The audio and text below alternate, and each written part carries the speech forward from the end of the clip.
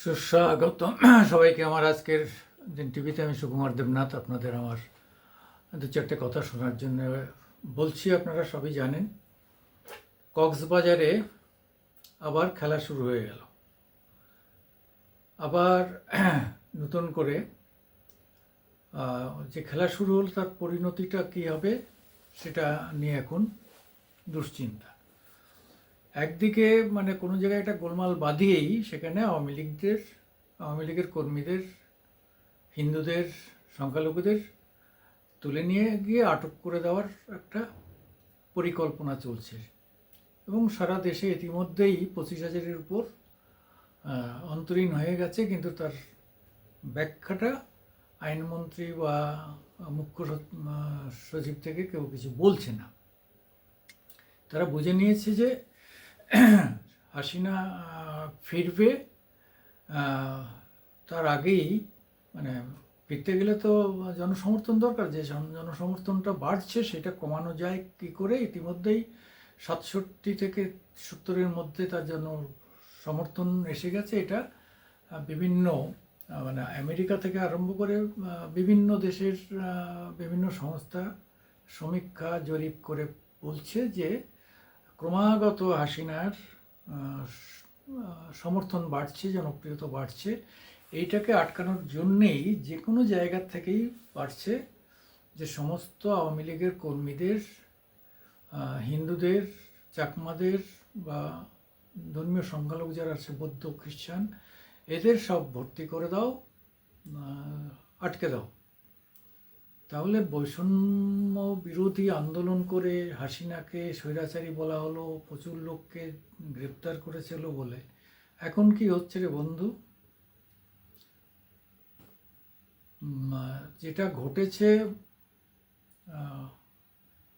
এয়ারপোর্টে, সে ব্যাপারটা তো সবার কাছে পরিষ্কার। ঘটিয়েছে তো সে ইউনূসের পুলিশ বাহিনী। তারা একটু বেশি মাতব্বরি করতে গিয়ে একটা ছেলেকে ওখানে মেরে দিয়েছে, একটা সাধারণ ছেলেকে খুন করে দিয়েছে। তার কোনো দোষ ছিল না। সে যদি সেখানে উচ্ছেদ হয়, বিমানবন্দরের কাছে উচ্ছেদ হয়, যারা উচ্ছেদ করবে তারা তো একটা প্রতিবাদ করবেই, সেটুকু তার অধিকার নেই? তাদের জমি জায়গা সমস্ত তোমরা নিয়ে নিচ্ছ, তারা গৃহহীন হয়ে পড়ছে, সন্তানাদি নিয়ে কোথায় গিয়ে দাঁড়াবে, কি খাবে, কোনো কিছুর ব্যবস্থা না করে, তাদের পুনর্বাসনের ব্যবস্থা না করে কি কেন এটা করা হচ্ছে? এই বক্তব্য তো আসতেই পারে, আসবে, কিন্তু না। মানে ডক্টর ইউনূসের আমলে এসব তোলা যাবে না। উনি এত বেশি ডেমোক্রেটিক যে তিনি যা বলবেন তার বাইরে আর কিছু বলা যাবে না। সেটাই পুলিশকে মানতে হবে, সেটাই সেনাবাহিনীকে মানতে হবে। এবং সেনাবাহিনীও কি একটা অদ্ভুত নীরবতা পালন করছে যে এই একটা ফ্যাসিস্ট সরকার চলছে যার কোনো বৈধতা নেই। আরে হাসিনা ফ্যাসিস্ট হলেও তার একটা পার্সেন্টেজ অফ ভোটাররা ভোট দিয়েছিল। ইউনূসকে কে ভোট দিয়েছে? ইউনূসকে তো কেউ ভোট দেয়নি। কে একজন ফোন করে তাকে ডেকে এনে ওখানে বসিয়ে দিল, ছাত্ররা মেনে নিল, আর হয়ে গেল। তো প্রজাজের পিছনে 350 কোটি টাকা যে ইনভেস্ট হয়েছে তারাই ডেকে এনে চাপিয়ে দিয়েছে। আর সার্জিস আলম, হাসনাত, নাদিম, এরা তো টাকা তাদের কাছ থেকে নিয়েছে, কোটি কোটি টাকা নিয়ে গাড়িতে ঘুরছে, প্লেনে ঘুরছে। যারা দুদিন আগে টিউশনি করে খেত, তাদের বিশ্ববিদ্যালয়ের টাকা টিউশনি করে মাইনে দিতে হতো, তারা এখন কোটি কোটি টাকা নিয়ে ঘুরছে, প্রত্যেকদিন মহিলা বদল করছে। হ্যাঁ, এক একজনকে কেউ কেউ তো বিয়েও করে ফেলেছে, আবার বান্ধবীও প্রচুর জুটিয়ে ফেলেছে। আর পয়সা পেলে মেয়েরা যা হয়, যে যার পিছনে পয়সা এবং পাওয়ার আছে, মেয়েরা তার কাছে শুয়ে পড়বে, তার কাছে চলে যাবে। বলতে খারাপ লাগলেও একটা অংশের মেয়ে আর কি, যারা অত্যন্ত লোভী পাওয়ার এবং পয়সা, সেই লোভীরা এইভাবে এই ছেলেগুলোর মাথা খাচ্ছে। এই করে করে সর্বনাশ করে দিল একটা দেশের সোনার বাংলাকে শ্মশানে পরিণত করে দিল। এখনও কিছু মানে নির্বোধ লোক, তারা বড় বড় পদে আছে, তারা বসে বসে বিভিন্ন রকমভাবে ভারত বিরোধী, হাসিনা বিরোধী বক্তব্য বলে যাচ্ছে। আর কিছু ইউটিউবের তাদের এটাই হয়ে গেছে ব্যবসা। ওই লোকগুলোকে বসালে তাদের প্রচুর মানে যে অংশটা অগণতান্ত্রিক, অর্থাৎ যে অংশটা সন্ত্রাসবাদীর পক্ষে, জামায়াতের পক্ষে, তাদের খুব দেখছে এবং তারা সেখানে সব অযৌক্তিক কথাবার্তা বলে বাজারটা আরও নষ্ট করছে, গরম করছে। তাদের দেখলে ঘৃণা হয় যে এরা কী করে বুদ্ধিমান এবং শিক্ষিত হলো। আমি দেখতে চাই যে হাসিনা যখন ফিরে যাবে এদের ভূমিকাটা কী হবে আমরা দেখব। অনেককেই এলাকা ছাড়া হতে হবে, ওই ইলিয়াস, তারপরে ওই কী বলে ভরসাস, পিনাকি ভরসাস, হ্যাঁ, এরা যেমন দেশ ছাড়া হয়েছে না, এদেরও অনেকেরই দেশ ছাড়া হতে হবে। ওই ডক্টর কি একজন দেখি ভদ্রলোক, নিজেকে ডক্টর বলে, চিবিয়ে চিবিয়ে কথা বলে, হারামজাদা।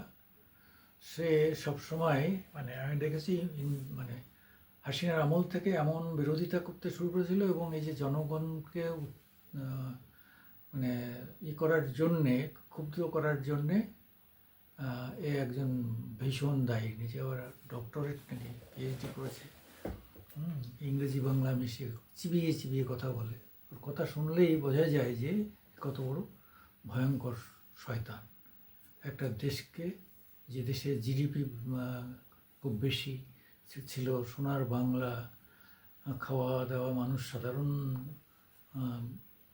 যে বাংলাদেশ থেকে সাপোর্টটা, ভারত বাংলাদেশকে সাপোর্ট করছিল খাবার দাবার, এখনও তো চাল যাচ্ছে। কেন চাল নিচ্ছিস কেন? ভারত বয়কট, পিনাকে শুরু করেছিল 1 বছর আগে, সেই তো বয়কট করতে পারছিস না কেন? অন্য জায়গাতে চাল আনছিস না কেন? চাল, ডাল, সবজি, চিনি, এগুলো এখান থেকে নিচ্ছিস কেন?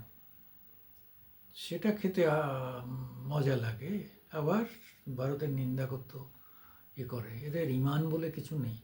এরা মানে বাইরে ধার্মিক দেখায়, কিন্তু আসলে এরা অধার্মিক, বিশ্বাসঘাতক, ইমানহীন এই লোকগুলো। তারাই প্রতিদিন ইউটিউবে বিভিন্ন রকম আলোচনা করে করে করে করে এখন মহিলারাও বেড়ে গেছে। কেন ইউটিউব করে 2 পয়সা ইনকাম করার জন্য তারাও বেড়ে গেছে। আরে ইউটিউব করবো বলে কিন্তু নীতি নৈতিকতা সব ভুলে যাব। যেমন আমি অনেক সময় হাসিনার এখানে কেন, আমি সাধারণ টিভিতেও আমাকে যখন আলোচনায় ডেকেছে আমি নিন্দা করেছি যে তার আমলে ভয়ঙ্কর অন্যায় হয়েছে, তার লোকজন এটা স্বৈরাচারী ভাব চালিয়েছে, এটা অস্বীকার করার নেই। কিন্তু এবারও তো ঠিক, এবার যে যারা স্বৈরাচারের থেকেও বড় স্বৈরাচার হয়ে কাজ করছে, সেই ইউনুসকে সমালোচনা করব না, সেই ছাত্রদের সমালোচনা করব না? যারা হাসিনার আমলে সমালোচনা করতেন তাদের কেউ অ্যারেস্টও করেনি, কিছু করেনি। আজকে তারা সেই সমালোচনাটাকে ইউনিসের করতে পারছেন না কেন? জানেন যে তারা ছাত্রদের এসে পড়ে গেলেই তাদের বাড়িঘর লুটপাট হয়ে যাবে, ভাঙচুর হয়ে যাবে, তাদের দেশ ছাড়তে হবে, তাদের ইউটিউব বন্ধ হয়ে যাবে।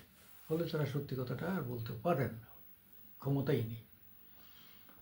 আমি কয়েকদিন আগে বলছিলাম না যে সেনাবাহিনীর মধ্যে দ্বিধা রয়েছে, সেনাবাহিনীর মধ্যে দ্বিধাটা কাটবে। আমাদের আমাদের যে সেনাপ্রধান, তার সঙ্গে বৈঠক হয়ে গেছে।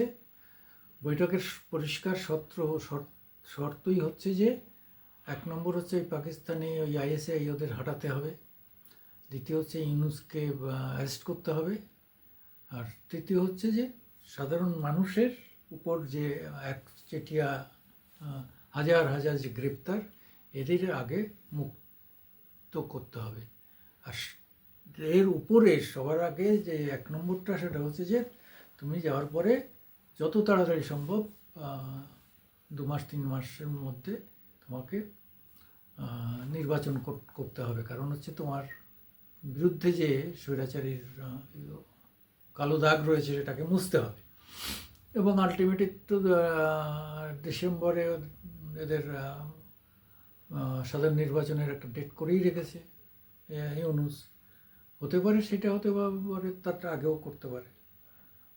যদি মার্চে যায়, মার্চ গেলে মার্চ, এপ্রিল, মে, জুন, জুলাই, জুন জুলাই যদিও তখন একটু গরম বেশি, জুন জুলাই অগাস্টেই করতে পারে, কোনো অসুবিধা নেই।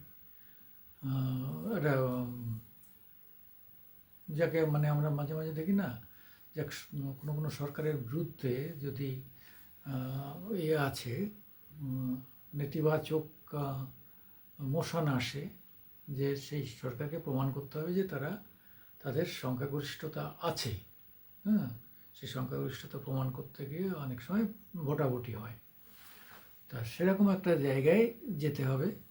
কারণ হচ্ছে যে হাসিনাও অনেক শিখলেন, বুঝলেন যে সাধারণ মানুষকে শোষণ করলে, তাদের উপর অত্যাচার করলে যেভাবেই হোক সেটা মানুষ মেনে নেবে না।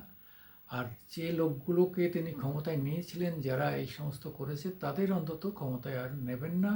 তাদের মন্ত্রিত্বও নয়, তাদের এমপিতেও নয়, এমএলএতেও নয়। নতুন মুখ আনুন, নতুন লোককে এনে আবার নতুন বাংলা, সোনার বাংলা গড়ে তুলুন। এবং আমরা বিশ্বাসী এটা আগামী 6 মাসের মধ্যে ঘটবে ঘটবে ঘটবে। আমি সুকুমার দেবনাথ আপনাদের সবাইকে আমার আজকের দিন ইউটিউবে ইনভাইট করছি। নমস্কার, আদাব, সত শ্রী অকাল।